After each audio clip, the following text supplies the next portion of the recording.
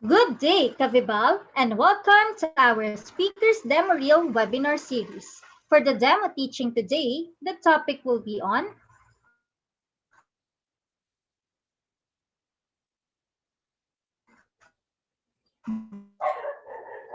Gapcraft, applying first. We will be posting the Zoom link in the comment section before our demo teaching, and the first 5 participants to join the Zoom meeting will be allowed to have close interaction with the speaker during the session and have an open forum after the demo teaching. The first 5 participants will serve as the students for the speaker's demo reel and will get a copy of the speaker's presentation at the end of the webinar. For those who will be chosen, make sure your microphone is on.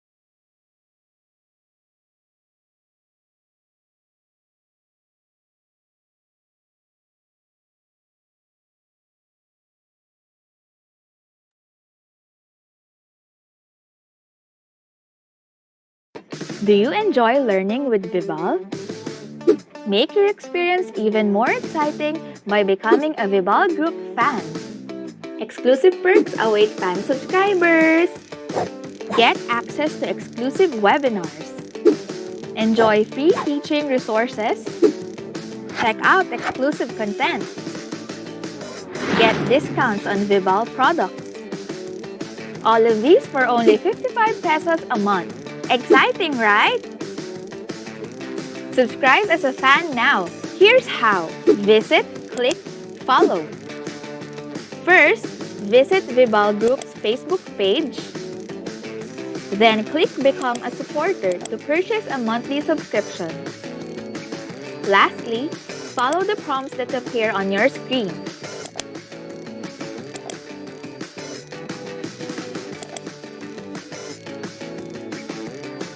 But don't confuse this for top fan. Nuh-uh, it's a different thing. You need to follow the easy steps. Visit, click, follow. Be a Vibal Group fan and enjoy exciting perks today.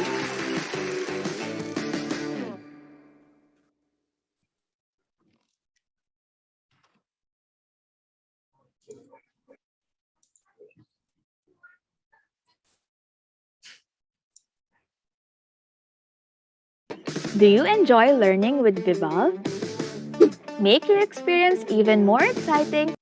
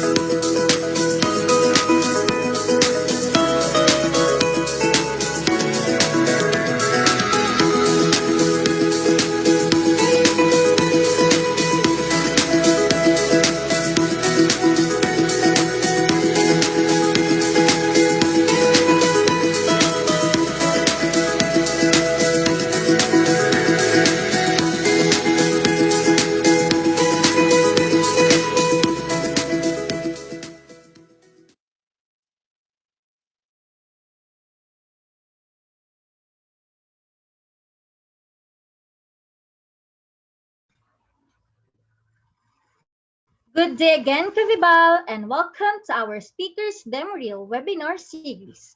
For the discussion today, the topic will be on Gapcraft, applying gamification on teaching research. Before we begin, take note of the following reminders. Make sure you are registered to the webinar to have your e-certificate of participation. Visit certificate.vibalgroup.com to generate your proof of attendance. Place your questions in the comment box allotted during the session and they will be addressed by our speaker later on. Share the video using hashtag #LearnAs1PH as our official hashtag to our Vibal webinars. Experience learning, Kavibal. And now, to proceed with our webinar this afternoon, it is my pleasure to introduce to you to our distinguished speaker today. Our speaker graduated at Polytechnic University of the Philippines with Bachelor of Arts in English, Post-Baccalaureate in Teacher Education in Polytechnic University of the Philippines, and Master of Arts in English Language Teaching in the same university.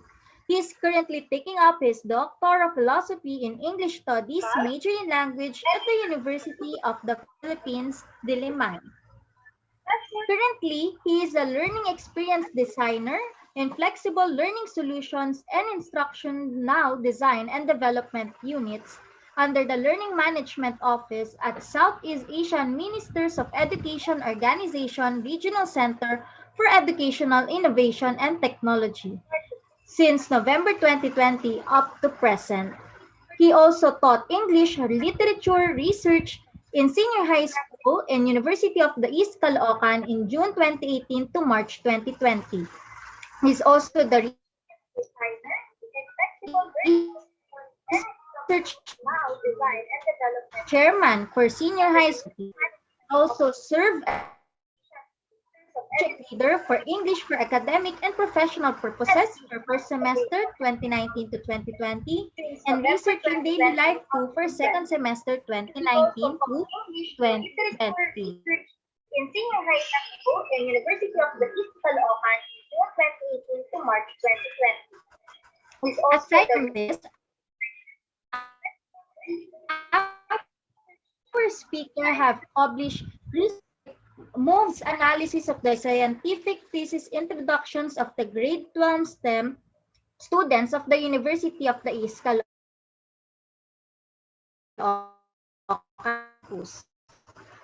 Jose Garcia Villa's allusions, a stylistic analysis of a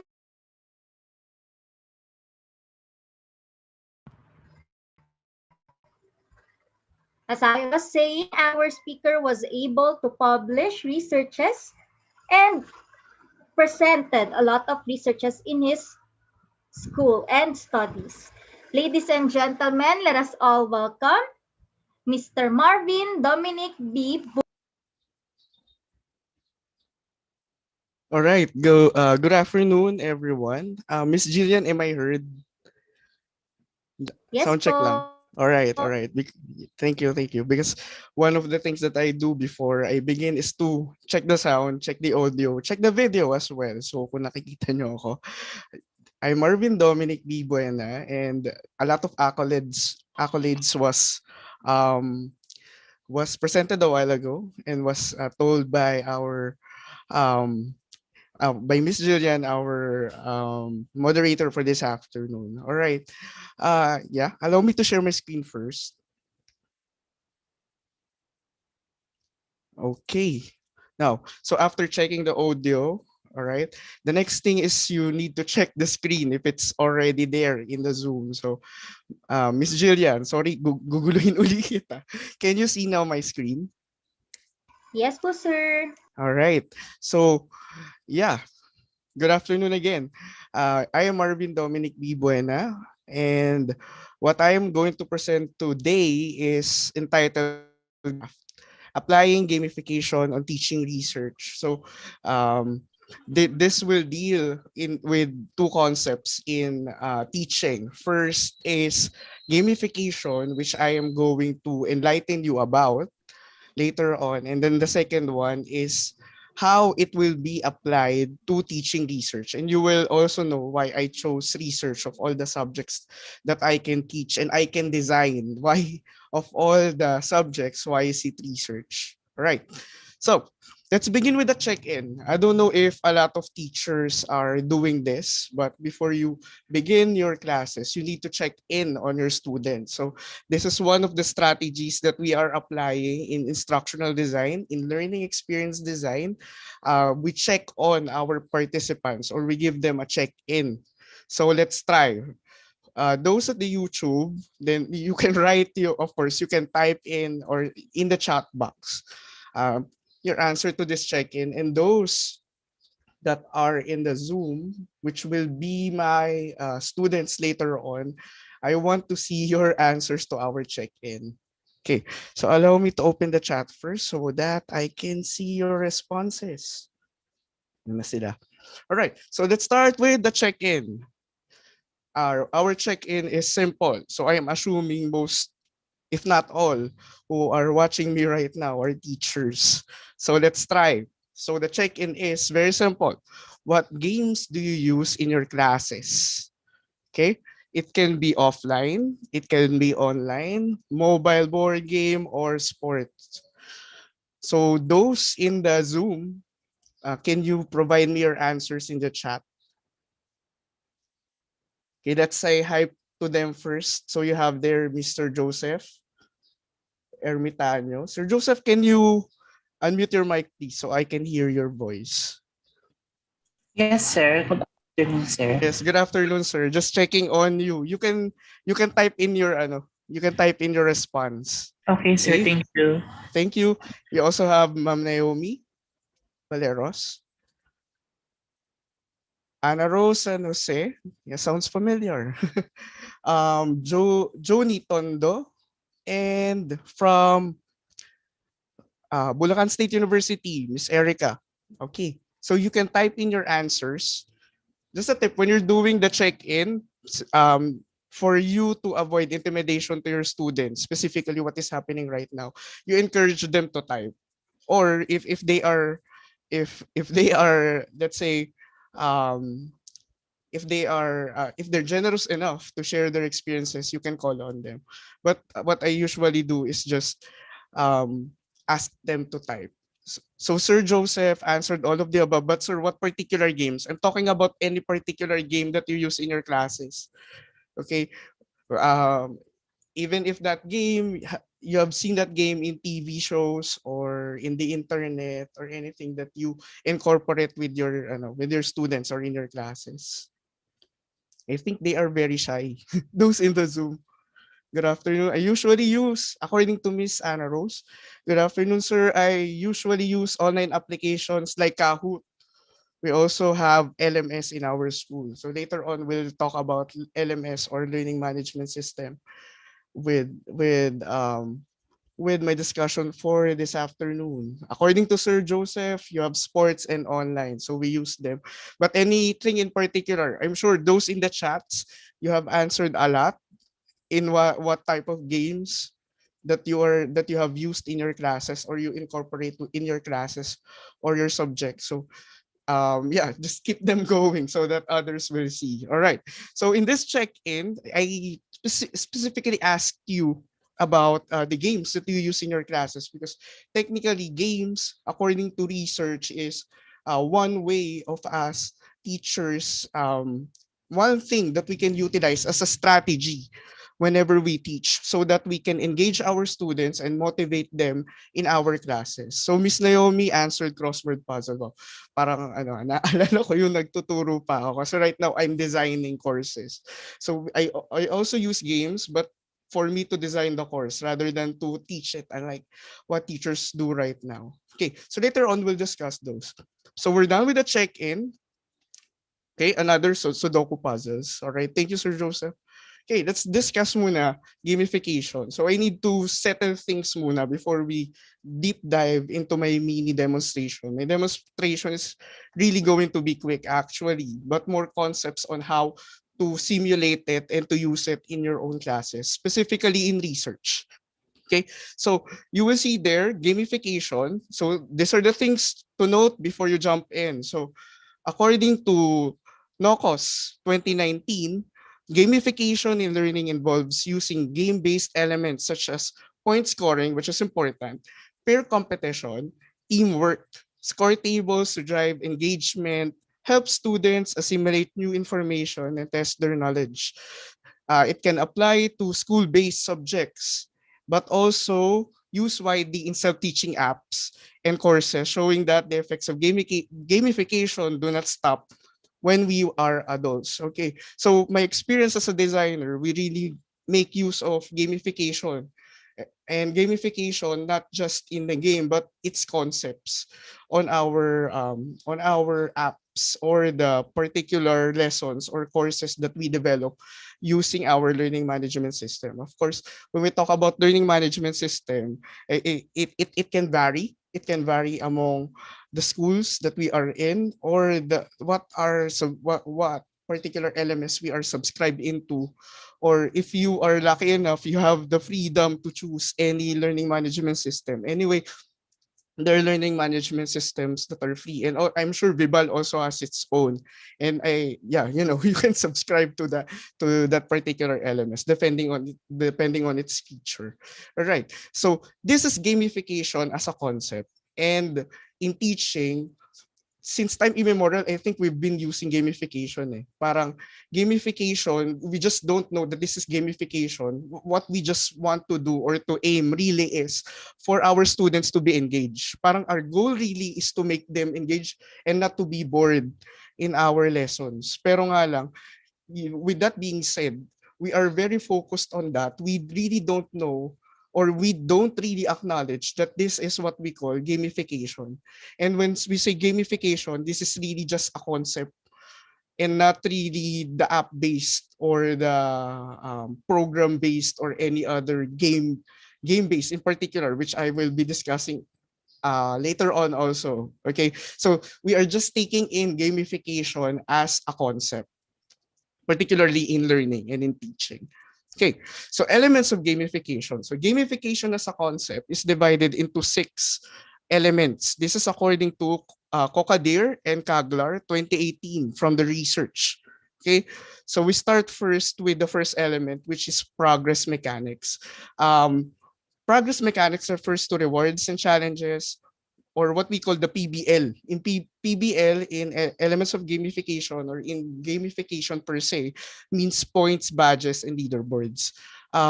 When I was looking for a particular topic to discuss this afternoon, I came across with one of the speakers in Bibal, which talk about gamification already and game-based learning. And if you want to learn more comprehensively about this, you can check out his YouTube link under Vibal. I think it's like gamification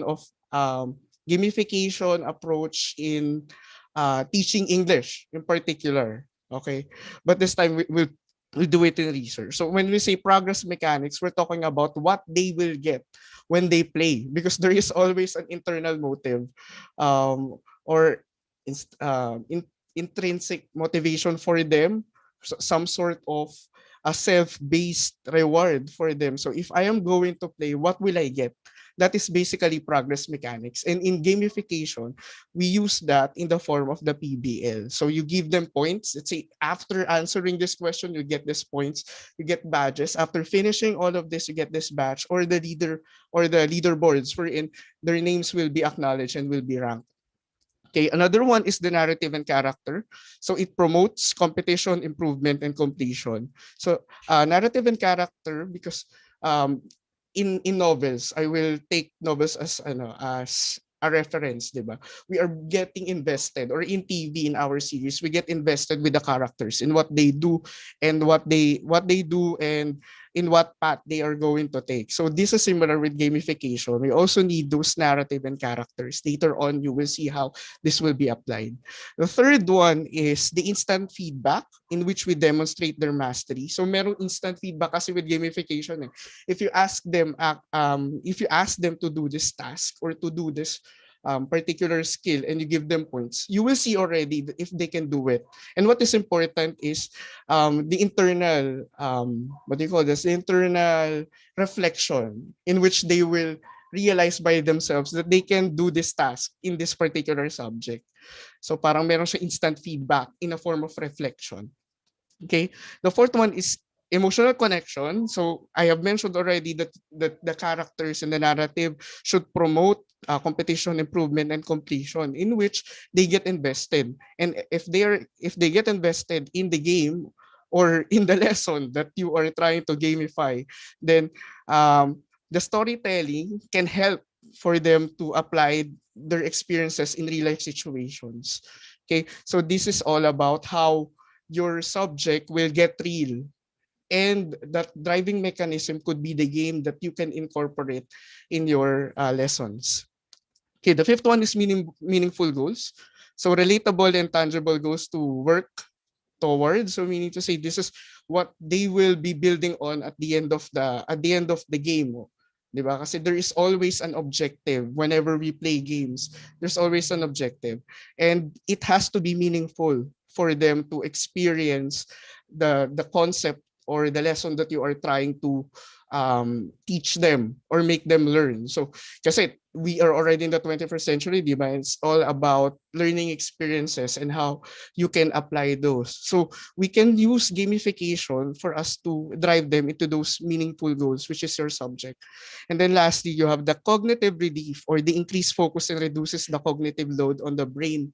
A lot of studies are that were published attested to this, that a game specifically relaxes our brain. That is why, di ba, after work, like myself, after work, I usually play games after 5 o'clock or after overtimes. Okay? Di ko alam if teachers can still do that. Pero your students can.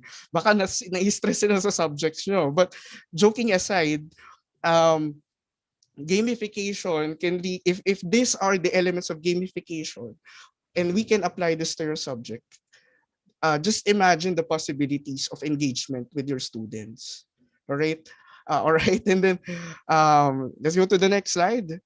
Let's differentiate, compare and contrast gamification against game-based learning. So kanina I discussed gamification as a concept of learning, and it is just a concept lang. When you say gamification, you just let them play. All right, let them play for the sake of engagement, for the sake of enjoyment, for the sake of for having them to apply the concepts of your subject. Okay, so yun yung gamification. So pag pinaglaro na sila, later on we'll experience that. And when you say game-based learning, iba naman siya. Pag sinabing game-based learning, we're talking about using a game for them to learn. So you'll use a game. You will not incorporate the game into, this is just a designer perspective. You will not incorporate the game for your subject, but you will build their learning experiences within that game. Okay, so parang game muna, and then these are the learning experiences that we can give them. Okay, yun yung tinatawag natin na game-based learning. So dapat meron talaga siyang laro, tapos doon sila matututo sa laro na yun. All right. So one example that I can give you is Mind Test. So makita niyo naman sa slide, Mind Test is an open source game engine. If you're familiar with Minecraft, ano siya? Similar siya. So parang Minecraft siya, but instead of having different objectives like mining and then turning them into buildings, you can use this particular game para mag-meet sila, just like a makerspace. Kung familiar kayo with the concept of makerspace, in my company, what we did was we used this game, etong particular na mind test na to, we used this game to our school heads. We invited school heads to use this game and to learn to make, kasi parang the aim of the subject is to create a conducive learning, a learning environment that is conducive for learning.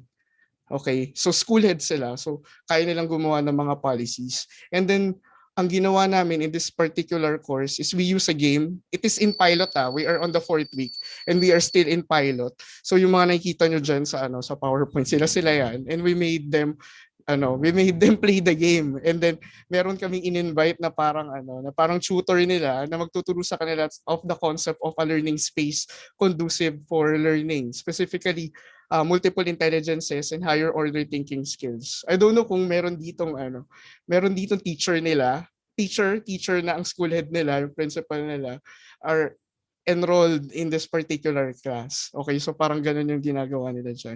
You can check what I am talking about in the following link. So you have there, this is the link for the YouTube playlist. Na makikita nyo yung mga outputs ng mga students namin. And then this one, naman, this is the free game. This is open source. So I hope Vibal will not monetize me for mentioning this because this is open source, and then pina-check ko naman yung pangalan kung pwede ko siyang banggitin, and they said yes, so you can check this out. Kaya niyong anuhin yan. I didn't bother to have the game-based learning na kasi I don't think it will take parang kailangan siya na mas mahabang training eh. Kailangan siguro mga 2 to 3 hours of training kasi tuturuan ko kayo. Kung gagawin natin siya, tuturuan ko kayong maglaro, kung paano gawin yung mga commands, paano bumuo ng mga buildings, etc. etc. So, meron pa siyang onboarding. So, I just chose gamification. Okay? So, why research? So, very quickly lang. Prior to my engagement today, I asked a few teachers what makes research difficult to teach.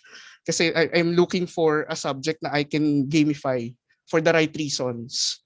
Okay, so I asked a few teachers just a short interview with the question, what makes research difficult to teach today? So with the context right now. So ito yung mga answers nila. Theme 1, ang unang lumabas is research is tedious to teach. They mentioned that there are many steps and procedures to complete the subject. Okay, take note of many steps and procedures kasi we can I already mentioned that kanina in gamification, di ba? The meaningful goals. Boring to teach. There are limited strategies to apply in teaching research. If there's one, it's somewhat forced. Kasi di ba, we are asking them to look for sources, and then from those sources you will create a paper. So parang dalawa siya, maghahanap ka, magbabasa ka, you will process the information, and then you let them write. So whatever game na ipapagawa mo sa kanila, parang ang pakiramdam nila is pilit, walang laro na para sa research. Ayun yung sinasabi nila. Okay, and then let's see mamaya. And then the third theme that was that have emerged was teachers of research needs mastery. So this is a topic for another discussion, di ba? If the teachers are competent enough, kasi I don't know, merong notion before the pandemic na the teacher should also know how to research, and before he or she teaches research, him herself should be able to write papers. Ayun yung you should be able to publish. Di ba meron pa tayo sa university, di ba? Meron tayong tinatawag na publish or perish. Pero this is a discussion that we can take on another day. Okay? Pero in team 3, ang sabi kasi nila, there are too many competencies to master. Too many competencies. Take note of that. To master and uncertainties to answer. Okay? So meron silang ganong klaseng mga apprehensions when it comes to teaching research. And aside from this, meron ako kasing ginawang research din that was published this year regarding the difficulties of the students in finding the research gap. Okay? Kaya ang title talaga nito is Gapcraft because later on, our participants, I will ask, because they will be my students, I will be asking them to look for a research gap. So, give away ko na kung anong gagawin nyo later. But of course, in a game. So, ganun yung papagawa natin sa kanila. Highlight ko lang dito yung findings ng research ko wherein yung mga students, they have difficulty establishing what we call a niche or a problem. Pag sinabi natin kasing research gap, we're talking about a particular problem or topic or question that has not been answered by other researches. Kasi di ba, one of the goals of research is to promote novelty in any particular field. When you say novelty, kailangan bago. Okay, and one way na sinasabi ko parati with my students is that for you to come up with a topic, you should be able to look for a research gap. And one way for you to do that is to determine the niche, or to cite the read the literature first, come up with the synthesis of it. Tingnan mo kung ano yung mga let's say these are the sets of researches sa field mo, ano yung mga ginawa nila. Okay, ano yung mga ginawa nila, and then take note kung ano yung hindi nila na-achieve. Yung hindi nila na-achieve, ayun yung gagawin mo as a topic. Doon nag-emerge yung tinatawag na research gap. So in my research, it only tells us na they have difficulty with finding the niche, particularly in writing their introductions. Kasi sa introduction, dapat nakalabas na kaagad yung tinatawag natin na research gap or the niche. In the introduction, dapat sinasabi niya na kaagad para saan tong research na to. And kung i-research natin to, bakit? Ano yung ginawa ng mga past researches na hindi pa nagagawa before na kaya mong gawin? Kasi kung hindi yun yung ginagawa mo, then parang nagsasayang lang tayo ng resources for this research. Di ba? I don't know kung ako ano yung gusto kong sabihin, kasi research gap is really a complicated thing in research. And what I am trying to do right now is to make it less complicated by way of gamification, para at least ma-appreciate nila what is a research gap. So that is my attempt for today. I don't know if it's gonna happen, but at least look at how gamification works in this particular demonstration that I am going to do. Okay, we can skip on the next slide. Okay, so this is the last slide before I do my mini demonstration, and I will be bothering the people in the Zoom. Okay, so I will be bothering the following. Okay, mamaya ako na sila babanggitin. Right, so role play in gamification. So role playing games may be defined as a system for creating stories based on rules. They allow a group of players and a game director, also known as game master or narrator, to participate and interact using their imagination to determine what could happen. Okay. One thing that is important with gamification is the role play. Okay, kasi gamification is really about the role play. If you're familiar with role playing games, kasi this is a particular genre in games. Kasi I don't think pero parang you also need to have at least siguro a knowledge of what are the games right now that you can adapt in game and use as an inspiration for gamification. Diba? Ano ba yung kinaahadikan nila ngayon? For example, you have, diba, Mobile Legends, diba? You can type in the chat actually kung ano yung mga nakikita nyo na nilalaro nila. Pero you have Mobile Legends, you have Ragnarok, Eternal M in mobile, you have LOL. Okay. What else pa yung mga nilalaro nila?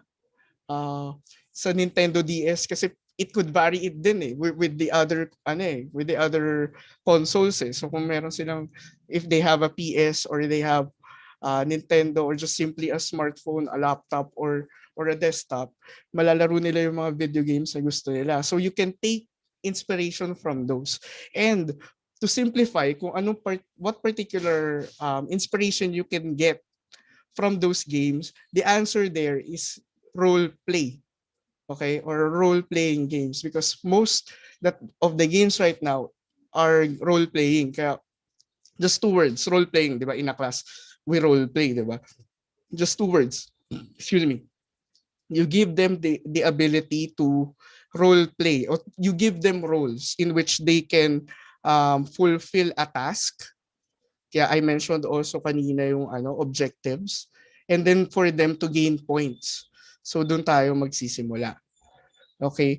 So take an inspiration coming from any game and you allow them to role play. You give them roles they could fulfill. Okay? So yun. Later on, I will be still part of the program, of course, is to entertain questions. So we can have the question and answer portion later on. So I'll check on my students in Zoom. Hi, good afternoon.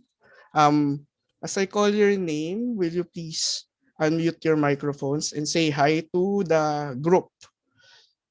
Okay lang po ba yun? Okay. So let's start po with Miss Naomi. Hi, Naomi. Hello, good afternoon, sir. Hi, good afternoon. We can hear you. Thank you. You can unmute na po. Next Okay. is, Wait lang open ko lang siya, hindi ko. Iga-gallery review ko lang kasi hindi ko makita yung name. Next is Joseph. Hi, Joseph. Hello po, good afternoon po sa inyo. Yeah, thank you, Joseph. Let's have Anna. Hi, good afternoon, everyone. Let's have Joni. Good afternoon, sir. Yes, good afternoon. Erica. Good afternoon, everyone. Yeah, thank you, Erica. Anika. Hi, good afternoon, everyone. Hi, good afternoon, Anika. Ryan. Hello, sir. Good afternoon. Good afternoon, everyone. Okay, thank you, Ryan. And Richelle. Hi, Richelle. Are you there? O sige, we'll get back to you na lang. So kung if you have a student naman, you can always get back at them. Yeah. Okay. So yeah, I will not bother you to open your videos or your cameras. We can have the session like this. Okay. Anyway, we are just going to play a game. Okay. So may mini demonstration. Okay, kasi demonstration to, diba? May mini demonstration starts right now. I will skip on the parts na we could skip on. Like for example, the motivation. I had the check-in kanina. So kahit hindi na siya motivation, and then the other parts. Sorry, hindi na po ako nagtuturo. Gumagawa na nagde-design na lang po ako ng course ngayon. So we'll just jump on to the presentation of the lesson. Okay? Sige. So, good afternoon, everyone. Let's start our journey for today. All right. So, I am going to let's just imagine that this is the orientation. Let's have the first day of the gamified class. Okay, let's have the first day of the gamified class. Okay, so we'll embark on a journey today, specifically in writing your researches. Good day. I am your game master. All right. So when I say I am the game master, I am your teacher for this course in research. Okay. I have my username. My username is Marvin_Sensei. You can call me Marvin Sensei. All right. I am going to turn off my video so that you will see my avatar. Okay. So this is my avatar. This is how you are going to interact with me. Okay. What are my responsibilities? Of course, you need to know who am I and how are we going to deal with this particular journey. Okay. So first, I am responsible for crafting the journey, the rules, and character types in which you will learn later. Second, I am going to supervise your class, and I may assign committees from the students to help me. So you will have the chance to be the teacher's pet. I'm just joking. You will have the chance to assist me as my co-game master or my assistant. And lastly, I am going to be your technical support. But of course, like I mentioned, because I am the game master and I am your teacher, I can assign anyone to help me and to complete any task that I want you to do, particularly in learning what research is. Okay. Now, you are going to assign your avatar, or you are now going to make your avatar. Let's start first with your usernames. Okay. What you can do right now is you can change the name of your Zoom name, and then you need to avoid, you can provide any name that you want. You can pick any gamer name that you want, but please, no to profanity. Okay? Walang maglalagay ng mga names na bastos per se, or yung hindi katanggap-tanggap dito sa klase na to or sa school na to. Okay? So you can type in your gamer names right now. You can just type it in the chat so I can address you as your gaming name or your gamer name. Okay, just think very quickly. Okay, and have your gaming name on our chat for my class here in Zoom. Okay, Joni will be Nana. You have Ryan to be Ryan the Great, Hanabi, Frozen Anna, and Akemi. Okay, very good. All right. So how many are you in my class? Let me see the participants first. Okay, I will open. So you have 1, 2, 3, 4, 5, 6, 7, 8. Okay. So you have 8 in the class. You are 8 in the class. Pero I would prefer that since we are just 8, maybe we can do a research. All of us 8. Okay? So here is what you are going to do. You can now select the character types that you want. Okay, you have 8. Therefore, you can double any characters except the councilman. Okay? You can interact with your classmates using the chat, or if you want, you can unmute yourself and then declare what is your character type. And when you agree, when you agreed on the character type that you want, you can just type in with your gamer name. So my gamer name is Marvin Sensei. And then dash your role. So I will be the game master. Yan. I will provide the chat. So those in the YouTube can see. Okay. So I have the Marvin Sensei and then Game Master. How about you?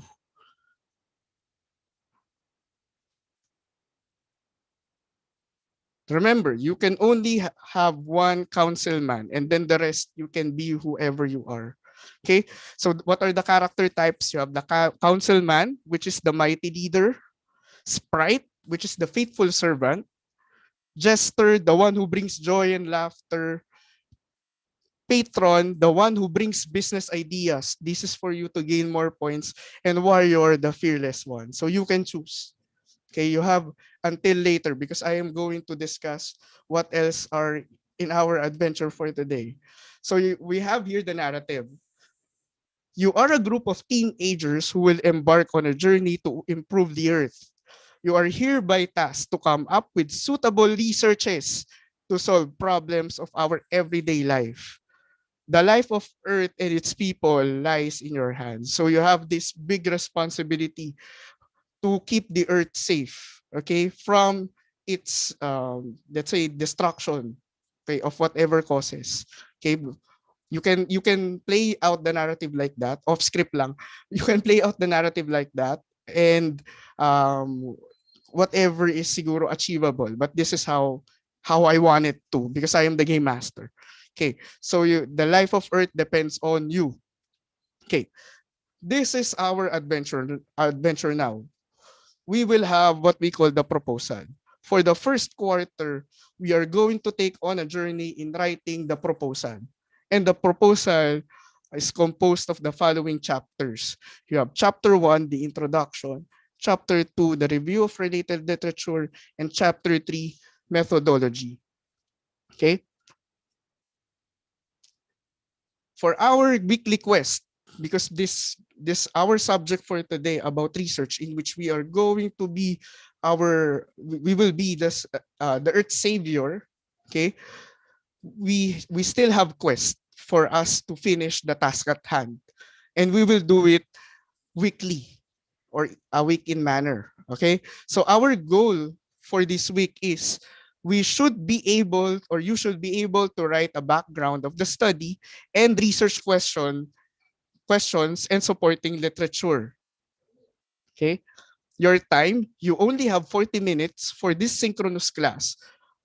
However, you have the entire week of finishing the weekly task. And our resources for this week, we are going to have 1,000 gold for our group in which we can buy literature resources from the shops. When we say literature resources, we're talking about the journals, we're talking about the books and different researches that we can use, or different information that we can use on our journey for us to finish our research proposal. Okay. For our daily tasks, because if we have the weekly task, of course, we have the daily task. Okay? For our daily task, or we have what we call a daily quest. We have three steps. Okay? First step, we need to define, or you need to define what is a research gap. If you do so, you will receive 10 gold and 1 star. Okay? Second step, search literature, or you need to look for literature that will support your answer of what is a research gap. Okay? Also, for search literature, you need to look for literature or any information, researches or books, and identify what are they doing or what they have done, what findings do they have. Okay? And then for the third step, after learning what they do, we need to identify a research gap on the field that we are choosing. Okay? If we finish this task, we are going to receive 600 gold. And if we have 15 stars, we can earn the Explorer badge. So this is your reward for finishing. Okay? So the first task is we need to define that, like this one, so you have the first task, define what is a research gap. You have the task 1 for today. This is our daily task. Define what is a research gap. Okay? So side note ulit, okay? Hindi muna ako teacher ulit, papaliwanag ko lang kung paano siya. Okay, so you are going to list, if you are the teacher, what you will do is you are going to list what they are going to accomplish for today. Yun yung ginawa ko kanina sa daily task. So, in-outline ko siya. And of course, para in-outline ko siya, tapos nilagyan ko lang siya ng reward. So, ito yung makukuha nila. At ano yung makukuha nila kapag na-collect nila lahat na rewards? Kasi at this game, they are going to spend stars and they are going to spend gold. Also, hindi nila may possibility na hindi nila makuha yung gold na to and then yung star na to. So, there is also an element of them, let's say, kailangan ko ipunin yung stars or kailangan ko gamitin yung stars or gold. Kailangan ko silang tipirin for me to spend it on an important item in the game, or I need to collect this and not spend it at all. So you have this kind of dilemmas within the game that they have to ponder on as they go on with the journey. Okay, so when you have this, you can outline, kasi ang trick dito is simply what are your objectives of the course. So pag an example of that is the MELC, or the most essential learning competencies. You outline what are the competencies there, and then ilagay mo lang siya as task, tapos lagyan mo lang siya ng mga points. Ganun lang yung gagawin mo. So if they were able to finish it, let's say the task 1. Task 1 is just for them to watch a YouTube video about research gap. You can supervise them kasi how to check naman to that the problem is in evaluation eh. So how will you know that they have finished this? So they need to send some evidences. Okay? So ayan na siya. So for example, watch this video, describe, and then send your answers in this link. Hindi ko muna siya nilagyan, pero if you are in an actual class, you have to put in where to send it so that you can check. And after finishing this, after checking it, you can grant them the points. Okay? For task 2, papasadahan ko na lang siya kasi this is just a simulation. So for task 2, search literature. So you have still there the competencies. So read the types of sources in this link. You provide them the link. Specifically Google Scholar yung ibibigay ko. Ganun siya. And then second, plan, discuss with your party. A party is actually a group. Yun na yung group of 8 ko kanina. So they are what you call a party. So party na sila. You have the sprite, you have the patron, you have the jester, you have the warrior, and then wala palang pumili ng mighty leader. Walang pumili. Anyway, so the councilman, wala pumili ng councilman. So yun nga. So you need to plan. Pwede silang mag-usap-usap in front of you. You can break them into groups. However strategy would you like, and then you listen to them para nakikita nyo if you can grant them these points or not. And then lastly, the evidence. Find 10 literature and studies about your topic. Okay? So yun lang naman. Nag-step back siya. So ito yung literature shops. Pwede mo siya lagyan ng points that they can spend on. Alright? And then identify a research gap in your field. Ito yung last. And then just like what we had on the other 2 adventures or daily quests that I simulated a while ago, same ano lang siya, same concept. You just give them the task, allow them to finish it, and then you supervise kung magagawa nila or hindi. And then you judge kung ibibigay mo yung points or hindi. Evaluate mo, assess mo. Alright? And lastly, so we'll go back to the simulation. After finishing, let's say they finish all the tasks that I gave them, there is what you call a mini boss. So introduce mo sa kanila yon. Our mini boss is this cute strawberry woman or lady, okay, in which you are going to present your research gap. Click on the lady and present your research gap. And if you are successful, if you happen to finish the task completely, you will receive 50 gold and 3 stars. Okay? So right now kasi research is a very complicated it's a very complicated subject, and the lessons are really, it's tedious. I would not call it difficult. Di naman siya mahirap, basta maayos siya step by step. So I will not ask the people na lang in the Zoom to present the research gap kasi in the first place sinimulate ko lang naman siya. But this is what is expected. So parang what we really are doing with gamification is to provide them these learning experiences, and then at the end they have this mini boss or the boss in which they have to show, to apply, to evaluate whatever competencies you meron dyan as your mini boss. And if they are successful, you will grant them these points. Balikan natin yung PBL, points, badges, and leaderboards. Okay? You can also rank them by group. So sino may pinakamataas na ranking. If you are thinking inclusiveness, kung ayaw nyo ng competition sa classroom, parang ang nagko-compete lang sila is against themselves. Huwag nyo nang isama yung leaderboard. At least alam lang nila that they're earning these points, and they are achieving what they should achieve, parang ganun. Just acknowledge it. Pwede naman siya. All right.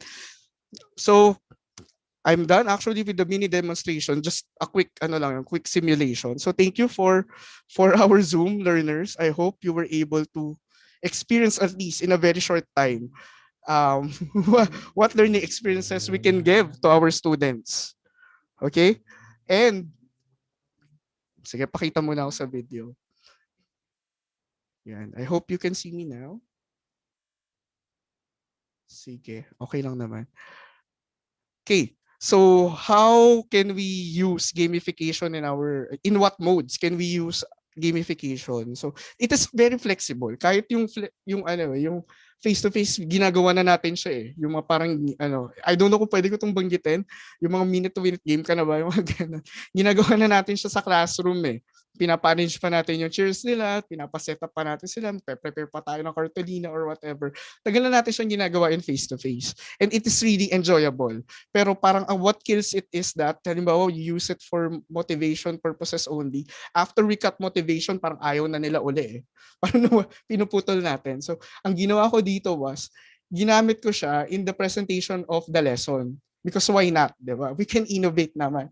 And if they are learning, then what's wrong with that particular innovation in presenting the lesson? Right? So how can we use it? So we can use it online, just like what I did. Online lang siya. So nakikipag-interact lang ako using the chat room. Okay? We can also use it kasi online eh. We can use it, of course, with the learning management system. Kung ano yung ina-allow na features niya, kung pwede kayo maglagay ng badges doon. I'm sure meron text doon eh. So, kaya nyo i-write yung narrative. Kaya nyo mag-present ng characters or avatars. And you can be very creative when it comes to coming up with what they can do in the course or the subject that you are teaching. Alright? So, pwede siyang online, katulad ginawa ka kanina. Pwede siyang modular. Pag modular naman, di ba, gumagamit din tayo ng avatars. I've seen a lot of modules that have been using avatars, somewhat a cartoonish version of the teacher. So, kaya rin natin siya in modular. So, parang text lang din siya in the narrative. And tahiin nyo lang siya in a way that this is going to be an adventure. Okay? And we can also do flexible, of course. So, pwede kasi modular din na online modular. Meron ako nakikita na gano'n eh. Basta pwede siyang what's the term ba? Parang asynchronous and synchronous. Kaya naman siyang gawing pagsabayan. Inflexible naman, if we kaya rin siya, 'di ba? You'll have the online class. Just like I did, parang yung kanina yata is more of more of flexible yata. Or of course if they are going to use a module, if meron silang supplementary material or any material for that matter. So pwede nyo rin siyang gamitin, ilagay nyo sa module, and then you just meet with them at least once a week for the adventure, for the introductions, etc. Okay, so you can that is engage and expand using the modes of learning. And of course, gamification works perfectly with the apps that we've been using for our online classes. So you can use social media and other platforms like Zoom. So we had Zoom. Pwede rin kayo mag-MS Teams, pwede rin kayo mag-Google Meet, di ba? Or yung mga paborito ng mga gamers, yung Discord. In our course, we've been using Discord. Tarang ginagawa namin gamers yung mga school head doon. Na, hindi, we are not going to use Zoom. We are going to use Discord. So, inaral pa nila kung paano gamitin yung Discord. That is why meron siyang learning curve. Kailangan talaga siya ng training. And then learning management systems, like I mentioned, if you have the badges there, if you have the narratives there, you can put in a text there or a video perhaps or any images. And the learning apps, yung mga Kahoot, Mentimeter, Quizlet, Padlet, Mural, those apps, kaya nyo rin siyang i-incorporate. Actually, I'm planning to use avatar.me. That is to compose an avatar for yourself para dun sa avatars nila, dun sa game, kasi kailangan nila ma-feel yung role na gagawin nila. So you allow them to personalize how they want to be they want to be acknowledged in the game. So you give them that privilege so that you can engage them. Okay, so you have these three elements, and then for additional questions, you can ask me here after this. I entertain questions about gamification. That is one of the courses that we've been working on. And at this point in time, what we are doing really is to innovate. Parang ang sarap mag-innovate at this point kasi that innovation could be limitless in our context right now. Okay, so you can reach me in this following in the following links that you can see there. Kayo na bahala kung saan dyan. And then for our checkout, okay, so in a form of yung question and answer will be in a form of checkout. Ibabalik ko na kay Miss Jillian then for her to moderate. We can for the checkout, you can do any of the following. So pag sinabi nating AFK, di ba? We're talking about away from keyboard. Yung aalis ka muna sa keyboard dun sa ka-chat mo or yung kasama mo sa game para alam na wala ka. Wala ka muna for quite some time. So parang ganun. We can follow this format. A, instead na away from keyboard. A for ask. What other questions do you have regarding gamification of classes? Okay. You have F for feel. What do you feel upon knowing this strategy? Or if you've been doing this strategy, what do you feel right now? Kung dati mo pa siya ginagawa. And K, no. What did you learn about gamification on teaching research? You can write it down on the chat in YouTube and also here in Zoom. Okay? Miss Jillian, I'm actually done. We can have the question and answer portion of this talk. Thank you very much, sir. Now we will proceed to the question and answer portion of our webinar. Our teachers in the Zoom meeting can raise their questions by unmuting their microphones, or you may also type it in our chat box po. So our teachers here, if ever po na meron kayong tanong kay Sir Marvin, or meron po kayong gustong i-clarify with the discussion today, you are free to ask. And of course, don't forget to download the presentation used by our speaker this afternoon. Okay? And for those who are using their YouTube accounts, those who are watching us in the YouTube po, you may also comment your questions in our chat box po, in our comment section.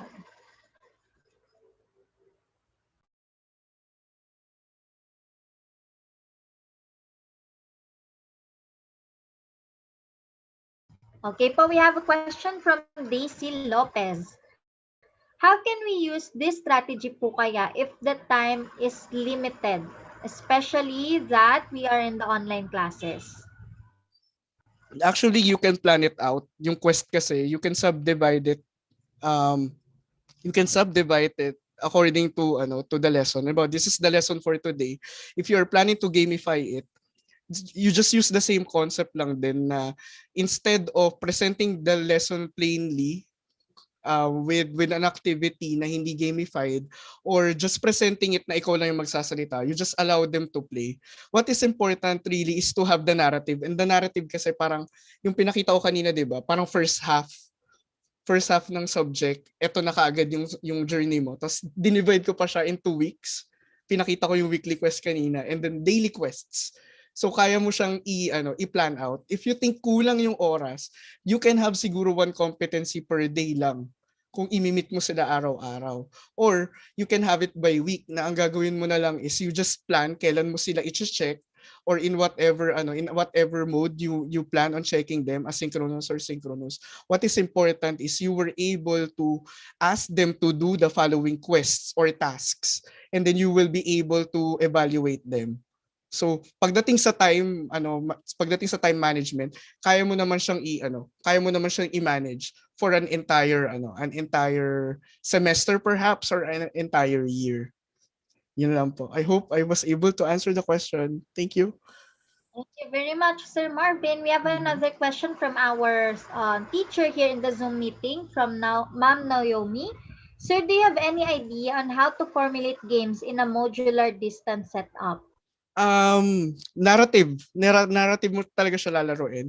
If kung nakita mo yung ginawa ko kanina, yung pagsasalita ako, you just put it into words. Ganun lang yung gagawin mo sa kanya.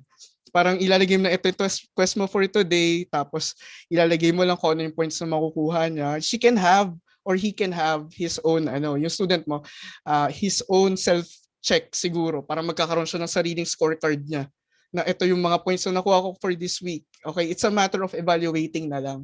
So kung meron kang monitoring kung meron kayong monitoring system in your school na pwede mong i-check yung mga points niya every now and then verify it if she was able to do this on her own or on his own, then meron ka ng system on checking the game.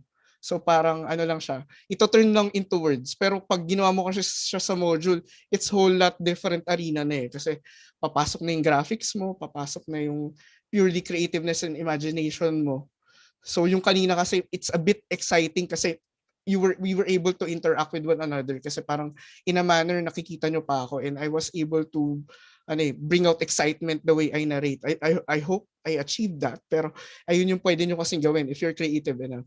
Kung doon naman sa module, kailangan mo lang talaga isulat ng parang exciting siya. Kung kaya mo mag-incorporate ng mga gamit sa bahay or i-include yung mga kasama niya sa bahay para kasama niya maglaro habang ginagawa niya yung module, then that would be better for me, I think. Yun po, salamat. Thank you very much po, sir. Our last question is from Ana Rose San Jose, another teacher from our Zoom meeting. Good afternoon again. Thank you, Mr. Marvin, for your presentation and discussion. I only have one question. As a teacher, determining the learning pace of my students is one of my tasks. Can you give me a practical advice on how to apply gamification to students with different learning pacing? Thank you. Okay, so this is with instructional designing then as a teacher. So you need to devise a learning, di ba, before any subject naman. We need to assess the pace of our students, di ba? From the previous year, what competencies were retained, di ba? Somewhat called a needs analysis perhaps, or a pre-test, whatever you call it, or an assessment that you give before the class starts, di ba?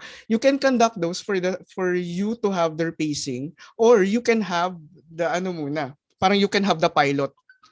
All right? So parang ipapilot mo muna siya. Let's try this muna for one day kasi it's a matter of strategy lang naman eh. Use the gamify for one day and then let's see the results. Kung hindi sila makahabol, then maybe there's something that you need to tweak with your game. Tignan mo kung saan sila nahihirapan. And also, you need to process din pala after the game na what did you feel? Kasi yung affective part will also be part of designing the quest or designing the game. So how did you feel about the game? You can ask those kind of questions. It's a matter really of assessing what has happened in the pilot. And then titignan mo ngayon if masyado yatang mahirap yung pinagawa ko today. How about i-ano natin to? Lagyan natin siya ng track. Let's sabihin natin na natapos mo na yung map mo. Meron ka na mula week 1 hanggang sa last week ng sa last week ng turo mo. Okay? In the way parang papunta doon sa last week, you can tweak whatever is needed to be tweaked, and then you can design. Parang lang din, ginagawa lang natin in a normal class. Meron lang siyang mga gamification elements. So as the game master, as the teacher, you can do that. Yun po. Thank you very much, sir. That's all the questions we have for now. Any last reminders to our viewers for today po? All right. Don't be afraid to innovate your classes. Ayun lang siguro. And just, can I have a quick shout out? Sir Ricky, thank you for welcoming me to the Vibal group, introducing me to Ma'am Jillian for the referral. And also one of the people who supported me really in this academic endeavor, Aga Mercades, one of tinatawag ko idols. Anyway, yeah, thank you for that. Yeah, just ulitin ko lang sinabi ko kanina, just a quick reminder that you are teachers, you can innovate. Don't be afraid to innovate your classes. Thank you. There we have it. In behalf of Vibal Group Incorporated, I would like to thank our speaker for today for this very interactive and insightful demo teaching session. It is an honor to have you with us today, sir. And to all our Vibal viewers, all thanks to you for your continuous patronage to our daily learning session. Special thanks to our teachers who acted as our students for this afternoon. Ma'am Ana Rose San Jose, Ma'am Erica May Samperoy, Sir Johnny Tondo, Sir Joseph Odelon Hermitaño, Ma'am Naomi Valeros, Ma'am Richelle Pomahero, and Sir Ryan Victorio. You may download the speaker's presentation in our chat box. Don't forget to register to get your e-certificate of participation. We also encourage you to subscribe and watch on our official Vival Facebook and YouTube channel. Muli, maraming salamat at magandang araw sa ating lahat.